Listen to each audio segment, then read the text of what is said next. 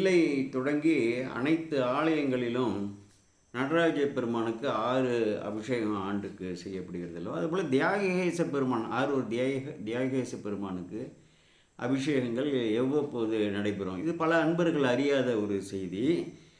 சித்திரை, ஆடி, ஐப்பசி, தை இந்த மாதங்களிலே மாத பிறப்பு மாத முதல் நாளிலே அந்த அபிஷேகம் நடைபெறும். அப்புறம் மார்கழி திருவாதிரை, பங்குனி உத்திர நாள், அப்புறம் தேர் உலா இப்போ வந்தது இல்லையா, தேர் உலா முடிந்தவுடன் அதாவது பிராயசித்தி அபிஷேகம் என்று சொல்லுவார்கள். அதாவது அந்த கண்ணூர் கழித்தல் இதெல்லாம் சொல்லுவாங்கள்ல அப்படி.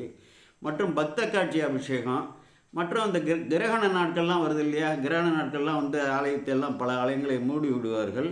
இது பெரிய சிறப்பு என்ன என்றால், அந்த கிரகண நேரத்திலே சந்திர சூரிய கிரகண அந்த நேரங்களிலே தியாகேச பெருமானுக்கு முழு அபிஷேகம் அங்கே ஆலயத்தை திறந்து வைத்து நடத்துவார்கள். அது ஒரு சிறப்பு. இதெல்லாம் அறியாத செய்தி. அன்பர்கள் இதையெல்லாம் குறித்து வைத்துக் கொள்ளுமாறு கேட்டுக்கொள்கிறேன். சிவாய நம. கோமல் சேகர் விடைபெறுகிறேன்.